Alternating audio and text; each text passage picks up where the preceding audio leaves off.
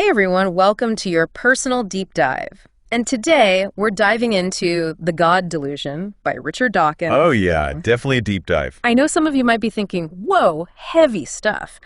But trust me, this book is surprisingly fun, even if you aren't, looking for a huge theological debate. It really is. And thankfully, we have our expert here to guide us through the intellectual jungle, so to speak.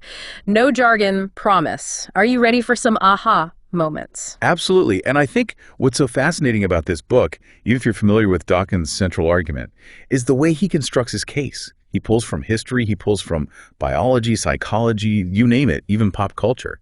Yeah. So it really is a very engaging and thought-provoking journey. And like you said, thought-provoking is what we want. We're going to be looking at arguments against God's existence, why people believe in the first place, and how morality can exist without a higher power. Right, so he kind of tackles the big questions right up front, head on. Oh, he does not hold back. Okay, so let's talk about some of these classic arguments for God that he kind of dismantles.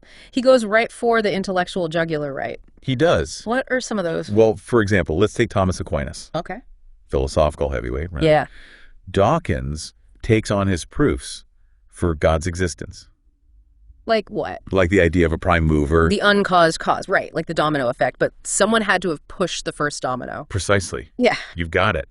But Dawkins argues, well, if everything needs a cause, then where did God come from? Right. Well, like the but why, but Yeah. why, but why? It's like a 5-year-old, right? Exactly. You end up with this kind of infinite regress problem. So that's one example. Okay, so it's kind of like a cosmic game of hot potato. Someone had to be it in the beginning. Precisely. What about personal experiences, though? Yeah. Because a lot of people will say, well, I felt God. I had this miraculous experience. You can't tell me that's not real. I felt it. Absolutely. And Dawkins addresses that head on, too. He compares those types of experiences to hallucinations, even. Mm-hmm. And he gives the example of this bird that makes shearwater. Okay. And this bird makes this sound that people often mistake for a demonic voice or presence. And so he kind of points to that and says, look, our brains are wired to find patterns, sometimes even when they aren't really there. So you're telling me I'm basically hardwired to see ghosts in the machine? In a way. That's terrifying and awesome. Right. At the same time, okay, so we've got, we can't necessarily rely on personal experience. What about something like Pascal's wager? Because I feel like that's the, better safe than sorry argument, right? Exactly. Yeah. So Pascal basically argued that believing in God is like playing the odds, right? Okay. If you're right, eternal bliss, awesome. If you're wrong, no big deal. You're already dead. But if you don't believe and boom, turns out God is real. Oops. It's eternal damnation. So essentially it's cosmic insurance shopping is what you're saying. Exactly. Okay. But that would mean I should be worshiping every deity just in case, right? Because what if I get the wrong one? That seems a little excessive. Dawkins agreed.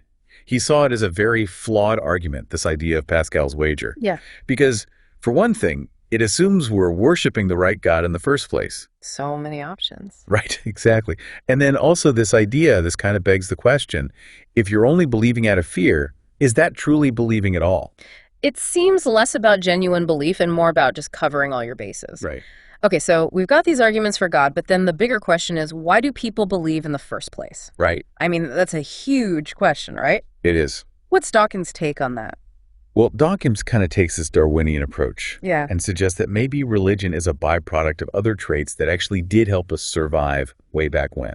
So believing in a higher power helped our ancestors survive, like a lion attack. Not in a literal sense, but think about it. Humans are hardwired to find patterns, to find explanations. That kept our ancestors safe from danger. Like, ooh, rustling the bushes could be a predator. Survival instincts kicking in. Exactly. But that same instinct can lead us to see gods or spirits in the world around us. Okay, so it's kind of like a cognitive leftover from the Stone Age. It hasn't quite caught up to the modern world. A little more nuanced than that. Yeah. But yeah, kind of. He actually introduces this really fascinating concept of memes. Think of them like genes, but for ideas. And he argues that religion is a very powerful memeplex. Memeplex, okay. Yes, that spreads easily because it taps into our psychology, our deepest instincts and needs. Okay, I have to know more about these memes. Break it down for me. What is it about our brains, that make us so susceptible to these religious memes? He points to what he calls our child brains. Okay. And what he means by that is that Children are naturally trusting of authority figures. Sure. So they're more likely to just absorb information without needing solid proof. Makes sense. I definitely believed some crazy things my parents told me when I was a kid. Right. But Dawkins doesn't stop there, I'm assuming? No, he doesn't. And one of the most interesting examples he gives is the idea of cargo cults. Have you ever heard of those? Cargo cults. I feel like I'm missing some vital piece of information. These are societies, often isolated societies, that develop these elaborate rituals around modern goods and technologies. Okay. Things like airplanes or radios. Okay. Because they believe they were sent by gods. Wait, like they're trying to summon a divine Amazon delivery? It sounds crazy, but that's essentially it. It highlights our deep need as humans to find explanations for things, even if those explanations are way out there. Wow. Okay. So we've talked about, arguments for God's existence, Yeah. why people believe. Right. But then there's this question of morality. Right. Because it feels like a big jump to go from, okay, I believe in God to therefore I'm a good person, right? It does, and that's one of the places where Dawkins, really digs in. He argues that we don't need a divine rule book to be good. And he talks about this really interesting idea of a moral zeitgeist. Moral zeitgeist. That sounds like, I don't know, a term from a philosophy class. Right. It does, doesn't it? Yeah. But it's not as complicated as it sounds. Think about it this way. Remember when everyone smoked on airplanes? Mm. Or how society viewed same-sex marriage a few decades ago? Mm-hmm. Our sense of right and wrong, it shifts over time. Okay.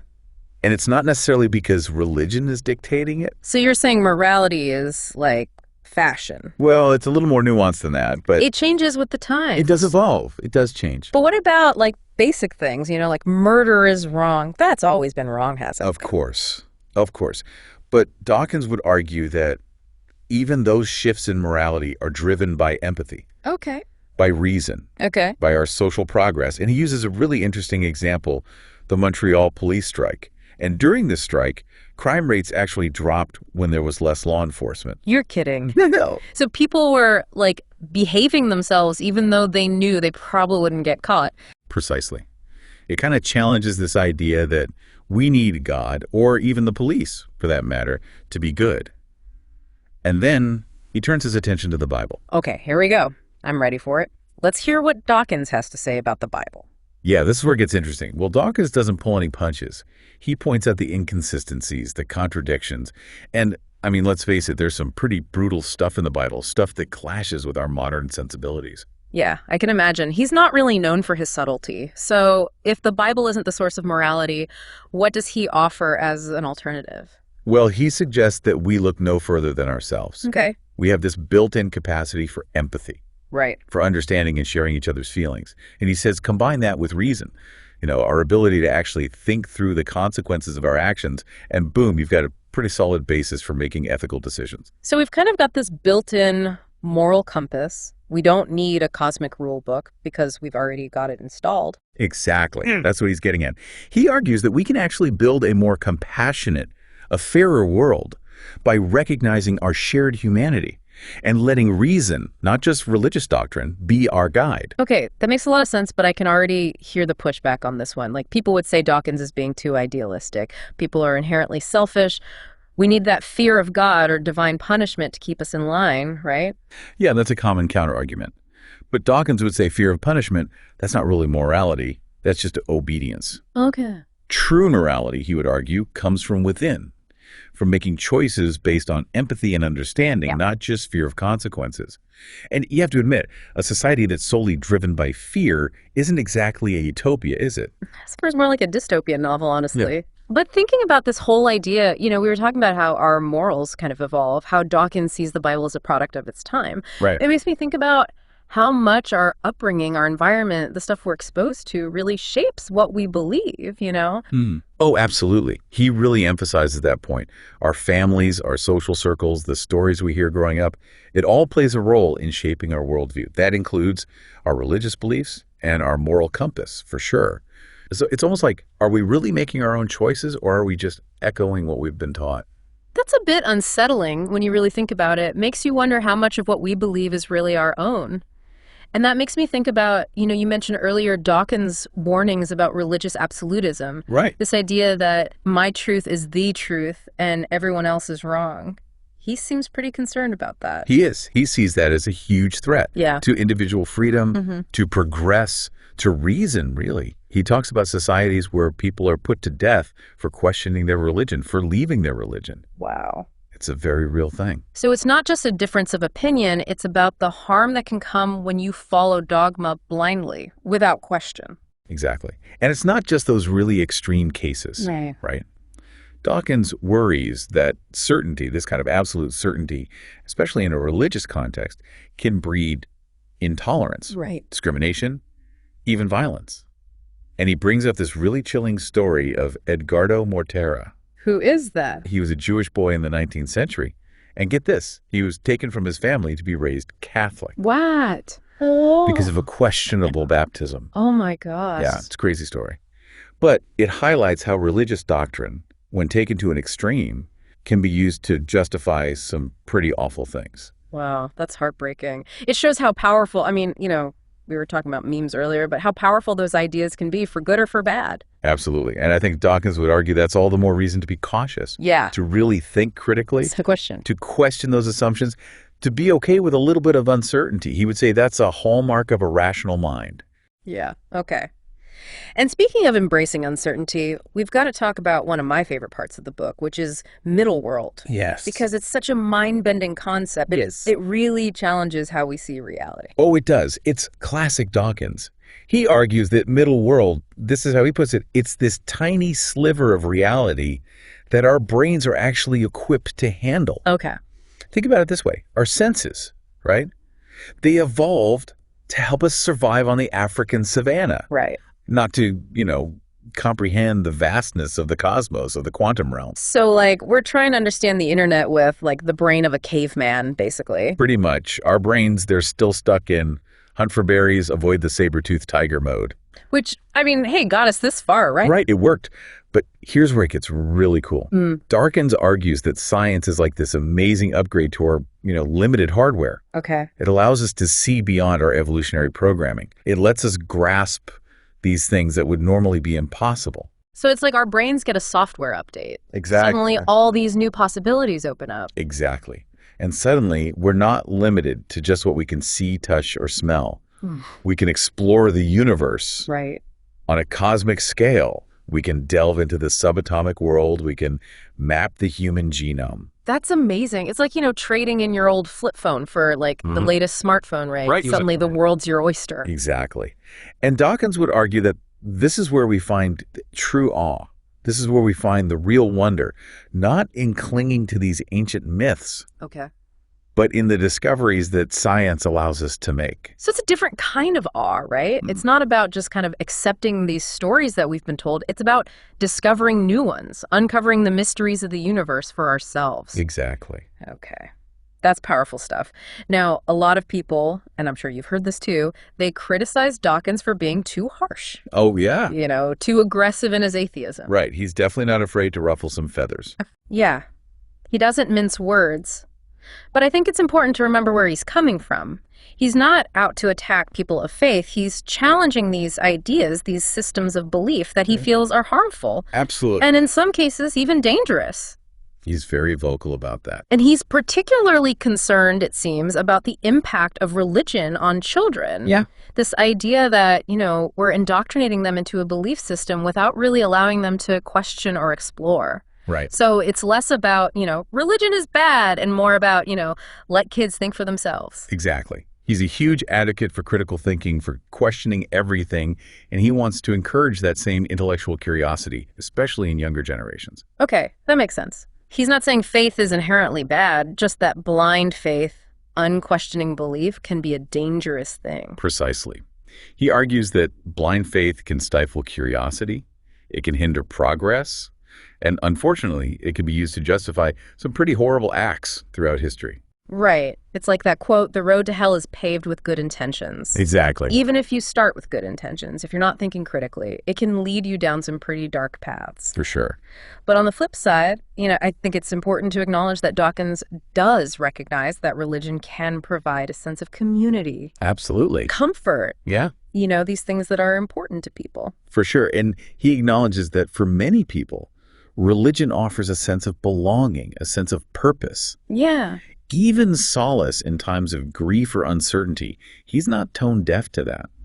So he's not totally dismissive of the positive aspects of religion. No, not at all. It's more about acknowledging, like, there's a human element here. Absolutely. These emotional needs that religion speaks to. Even if you don't agree with, the actual tenets of the belief system itself. Exactly. It's about making that distinction between the two. Yeah. He's not trying to take away anyone's comfort or their community or their sense of belonging. Right. But he is challenging us to find those things in ways that are consistent with a more, rational, a more evidence-based understanding of the world. So it's about finding meaning and purpose, but in a universe that might not have this like benevolent deity pulling the strings, but is still incredible in its own right. Precisely. And that's where Dawkins, I think, finds his own sense of wonder. Okay. In the discoveries of science, in the vastness and the complexity of the universe, and in our ongoing quest as humans to kind of figure out our place in it all. It's about embracing the unknown and finding that beauty, not because someone told you it's beautiful, but because you're actually experiencing it. Exactly.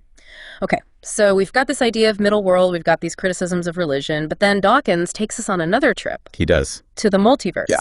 which is a total mind blow. It sounds like something out of like, a science fiction movie. Right. But he's like, no, this is a legitimate scientific possibility. Exactly. So break it down for me. What is the multiverse and why is Dawkins so into it? Well, he suggests that our universe, and we talked about how mind-bogglingly vast it is, might just be one of countless universes, Oh, wow. each with its own unique set of physical laws and constants. So instead of, this one universe created by God, we've got infinite universes, each with its own, like, rule book just popping into existence. That's the basic idea. That's wild. It sounds crazy, but Dawkins argues that this could actually explain some of the big mysteries that traditionally, people have attributed to a deity. Okay, like what? Give me an example. Well, for example, the fine-tuning argument. Right. This idea that everything's like perfectly calibrated for us to be here, right? Like Yeah. the Earth is just the right distance from the sun. We've got the right atmosphere. It's almost like someone rigged the game in our favor. Exactly. But Dawkins would say, hold on. If there are infinite universes with infinite variations, Yeah. it's not that surprising that at least one of them would end up with the right conditions for life. It's like winning the lottery. Exactly. If you buy enough tickets, eventually you're going to hit the jackpot. Exactly. Yeah. So we just happen to be the cosmic lottery winners, so to speak. Okay. No divine intervention required. Interesting. And he argues that this theory, this multiverse theory, is a more elegant explanation Okay. than saying, well, there had to be this divine fine-tuner who made it all work out perfectly for us. So again, it's about finding a simpler, more logical explanation that doesn't require a supernatural element. Precisely. And that's a recurring theme throughout the book. He's constantly challenging these religious explanations, saying science offers more plausible, more evidence-based alternatives. So it's about looking beyond the traditional stories that we've been told and kind of embracing this worldview that's grounded in, what we can observe, what Yeah. we can test, what we can understand through the lens of science. Exactly.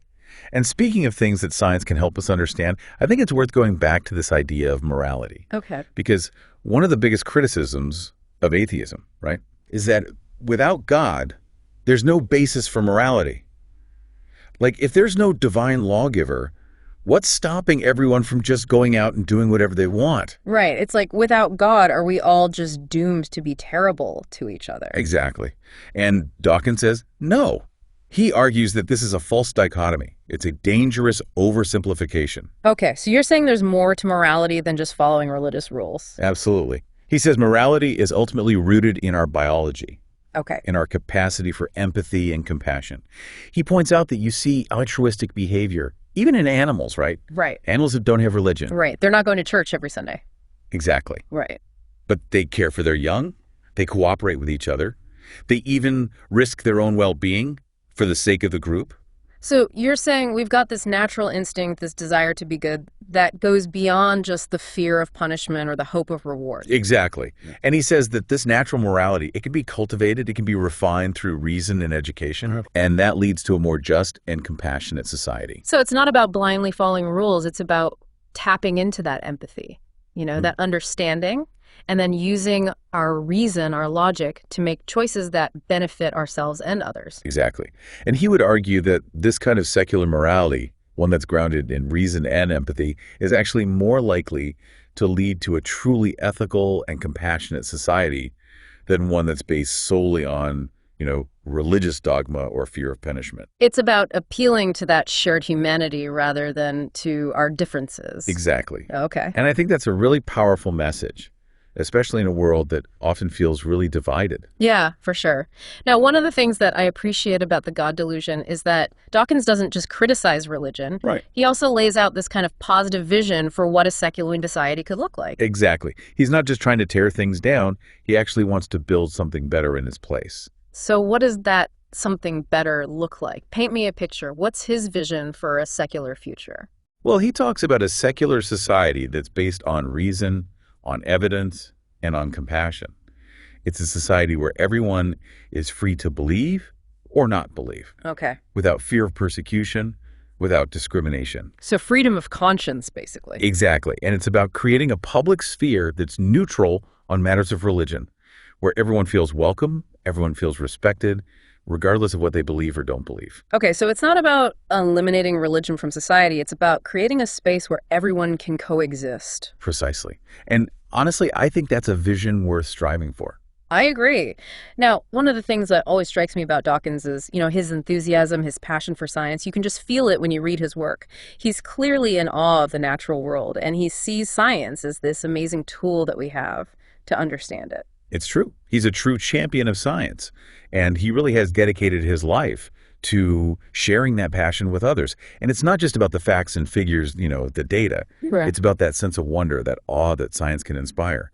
Yeah, because science is full of mystery. It And is. it's a never-ending journey of discovery. Right, Yeah. exactly, which is, frankly, a lot more exciting than just clinging to ancient dogma. Yeah, wouldn't you say? Absolutely. Yeah. And I think that's one of the key messages that he conveys. A life without God doesn't have to be a life without wonder or meaning or purpose. It's about finding those things in new places, Okay. in the discoveries of science, in the beauty of the natural world, in the connections that we forge with our fellow human beings.